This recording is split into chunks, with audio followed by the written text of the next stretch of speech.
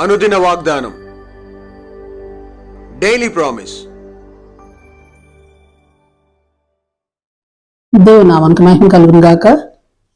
మన ప్రభువు ప్రియరక్షకుడైన యేసుక్రీస్తు వారి శుభనామంలో మీకు నా హృదయపూర్వక వందనాలు తెలియజేస్తున్నాను.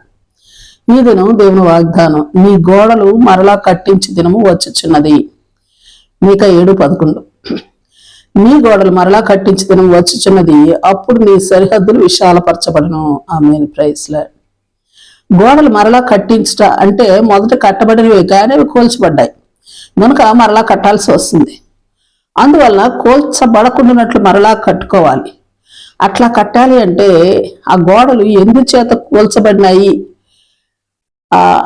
అన్నది ముందు గమనించుకోవాలి, పరిశీలించి తెలుసుకుని అలాగున మరలా కూల్చబడకుండానట్లు జాగ్రత్త పడాల్సి ఉంది. Praise Lord. అందుకే గోడలు కూల్చబడటానికి కారణాలు ఏమిటో మొట్టమొదట పరిశీలన చేసుకుందాం. యోబు గ్రంథం 18:7, వారి స్వకీయ ఆలోచన వారిని కూల్చుతుందని లేఖన భాగం తెలియజేస్తా ఉంది. సామెతలు 25:28, తన మనస్సును అణుచుకొనలేని వాని ప్రకారం కూలిపోతుంది.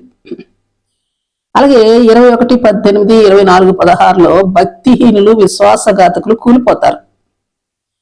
కీర్తన 5:10, దేవుని మీద తిరుగుబడిన వారు అపరాధులుగా తీర్చబడి తమ ఆలోచనలో చిక్కుబడి కూలిపోతారు. 26:16 చూసినట్లయితే, పురాతన మార్గాలను, మేలు కలుగు మార్గాలను, నెమ్మది కలిగించు మార్గాలను విచారించి పరిశీలించి తెలుసుకుని వాటి మార్గాల్లో నడవమని చెప్పి హెచ్చరిక చేయబడినను, కావలి వారు హెచ్చరిక చేయి బూరధ్వనికి వినబడుతూ ఉండగా బూరధ్వని వినమని హెచ్చరిక చేయబడుతూ ఉన్నప్పటికీ లోబడనందువల్లను, దేవుని మాటలు వినకపోవటం వల్లను, ధర్మశాస్త్రమును విసర్జించడం వల్లను వారి మీదకి కీడును రప్పిస్తా ఉన్నాడు దేవుడని యెహోవా. అంతేకాదు, దేవుడని యెహోవా ఇట్టి జనుల మార్గమున వారి మీదకి కీడును రప్పిస్తా ఉన్నాడు దేవుడని యెహోవా. అంతేకాదు, దేవుడని యెహోవా ఇట్టి జనుల మార్గమున అడ్డురాళ్ళు వేయటం వలన తండ్రులేమి కుమారులేమి అందరూ అవి తగిలి కూలిపోతా ఉన్నారు. యెహెజ్కేలు 6:11, ప్రజలు చేయి హేయ కృత్యములను బట్టి వారు ఖడ్గము చేతను, క్షేమము చేతను, తెగులు చేతను వారు కూలుతా ఉన్నారు. అలాగే యెహెజ్కేలు 36, వారి బల గర్వమును బట్టి వారు ఖడ్గం చేత కూలిపోతా ఉన్నారు. ప్రాముఖ్యంగా మత్తయి 7:26-27 ప్రభు వారు చెప్పినారు కదా, ప్రభు మాట విని వాటి చొప్పున చేయని ప్రతివాడు కూడా బండ మీద తన ఇల్లు కట్టుకొనని కారణంగా వాన, వరద, గాలి వంటి సమస్యలు రాగానే ఆ ఇల్లు కూలిపోనట్లుగానే కూలిపోతారు. ఈ రీతిగా కూలిపోయిన గోడలు కట్టబడాలంటే, అట్టి దినం రావాలంటే నెహెమ్యా 1:3 యెరూషలేము ప్రాకారము పడద్రోయబడినప్పుడు నెహెమ్యా తన అనుచరులు చేసినట్లుగా ప్రార్థించి ప్రయాసపడి గోడలు కట్టడానికి ప్రయాసపడువారు లేవనెత్తబడాలి. అట్టి పని నిమిత్తమే భారము, బాధ్యత, సమర్పణ గల వారు లేవనెత్తబడాలి. అట్టి పనిని మిక్కిలి గొప్పదని భావించేవారు లేవనెత్తబడాలి. ఆమేన్. Praise lord. కీర్తన 51:18, దేవుడే ఆయన తన ప్రజలకై, తన సంఘములపై కటాక్షం ఉంచి కూలిన గోడలు కట్టి మేలు చేయునుగాక. ఆమేన్. Praise lord. ప్రార్థన చేసుకుందాం. ప్రేమ నమ్మకం కలిగిన మా పరలోకపు తండ్రి, నీ పరిశుద్ధ నామానికి స్తుతులు, స్తోత్రాలు.